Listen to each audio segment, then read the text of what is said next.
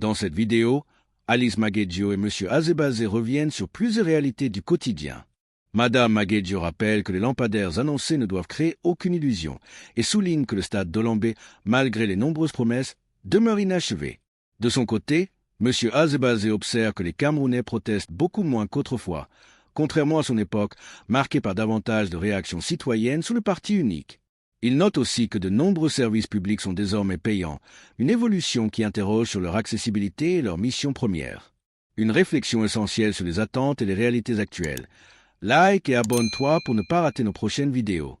Bandakani, une garantie de 6 ans et une durée de vie promise de 20 à 25 ans. Ces arguments, selon vous, est-ce qu'ils répondent efficacement à la polémique? On a construit un stade à Yaoundé. Et le stade devrait accueillir même la CAN avec l'hôtel 5 étoiles, avec les piscines, avec tout ce que vous pouvez. Avec les centres commerciaux. Aujourd'hui, nous en sommes où? Et qui est en train de demander quoi à qui? Qu'on a fini de dire ce que vous dites là pour se justifier, rien de cela ne sera fait. Donc pour moi, ça ne peut pas justifier la polémique. Parce que je suis certain qu'ils ne le feront pas et personne ne leur demandera rien. On veut juste que l'opinion, et l'opinion d'ailleurs qui est laxiste, parce que j'en veux aux Camerounais. Puisqu'on ne peut pas être dans un État, dans un autre pays, vous sortez une histoire pareille, c'est le citoyen qui se lève pour dire que trop, c'est trop. On va continuer à gommer cela et c'est 29 milliards qui vont aller en fumée et le lendemain, on aura des lampadaires qui ne donnent rien. Les simples lampadaires, même de l'électricité qu'on place dans nos villes, ça ne marche pas et on ne demande à personne. Et on ne demande à personne si cela avait une garantie ou pas.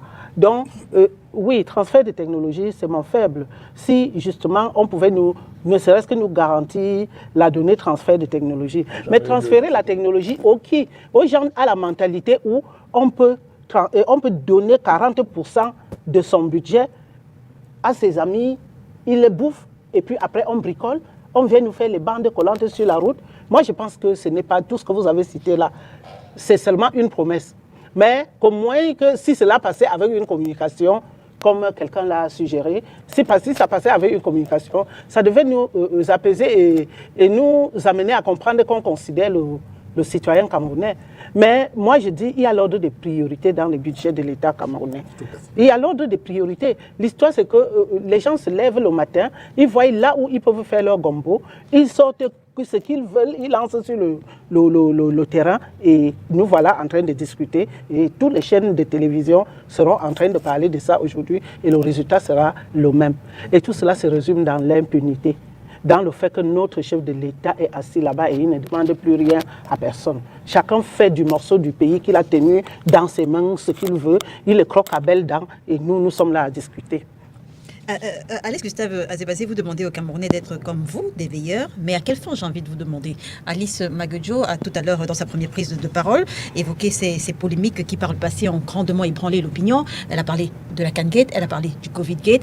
Il y a des personnes qui ont même été indexées, interpellées par la Chambre des comptes, mais les effets n'ont pas toujours suivi. À quelle fin finalement être des veilleurs?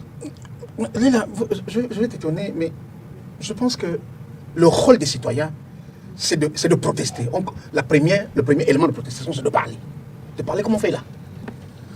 Deuxièmement, il y a les prises en charge politiques. Les acteurs politiques comme le président Bada, comme le président Fauchivé, monsieur le grand conseiller Fauchivé, honorable. Après, il y a les prises en charge institutionnelles. Le problème, c'est qu'on a réussi à convaincre une partie des Camerounais que pour que nous protestions, il faut que le gouvernement nous donne l'autorisation de parler comme ça. Non. Et protester, ce n'est pas aller casser. Protester, ce n'est pas aller, je ne sais pas. Il y a beaucoup de méthodes. Il y a beaucoup de méthodes. Moi, dire simplement que nous savons ce qu'ils font. Lui et moi, on a fait la faculté sous le parti unique. Je parle du président du grand conseiller Fauchivé.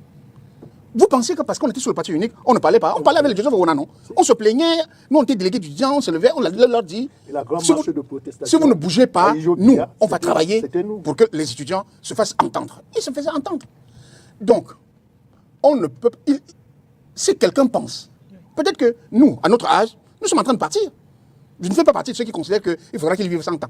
Moi, j'ai déjà plus de 60 ans. Je considère que quand je me bats, c'est pour les générations qui viennent. Et elles doivent s'impliquer dans qu'elle doit prendre le pas. relais, Je suis étonné d'aller sur les réseaux sociaux, voir des jeunes gens de 15, 20, 30 ans qui passent le temps à écrire, à danser que le président est si le président. Mais le président n'est. La République n'appartient pas au président, elle appartient aux Camerounais. Et les Camerounais, c'est nous. Les Camerounais, c'est nos enfants. Les Camerounais, c'est nos enfants, nous tous, y compris ceux du président. Mais les enfants du président n'ont pas de privilèges particuliers parce qu'ils doivent être Camerounais. Et s'ils sont hommes d'affaires, il faut que comment je le dis, qu'ils ne passent pas des compétitions. C'est compliqué. Qu'ils ne passent pas des compétitions. C'est compliqué ça.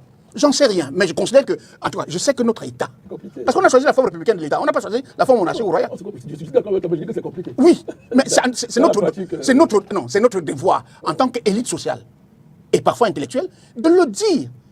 De le dire.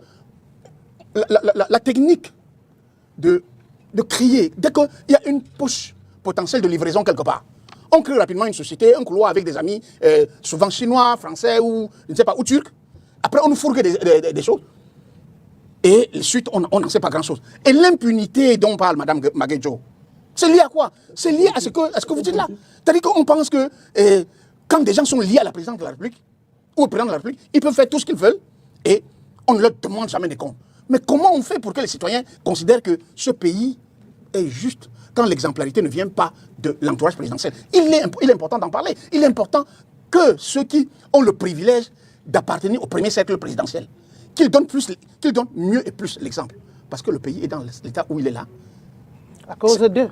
Parce que les Camerounais ont l'impression que le président qu'ils ont élu, ou en tout cas officiellement on nous a dit qu'il a été élu, ne fait pas. Et ceux, à son âge, peut-être il ne peut plus faire grand-chose, mais ceux qui sont de son entourage doivent au moins nous donner l'envie de croire en l'État, de défendre l'État, parce que nous sommes les produits de l'État. Moi, j'ai fait l'école publique, le lycée public, l'université publique. Je suis étonné qu'on vienne à vouloir nous convaincre que... L'État-providence. Je ne sais pas si c'est forcément parce que c'est l'État-providence.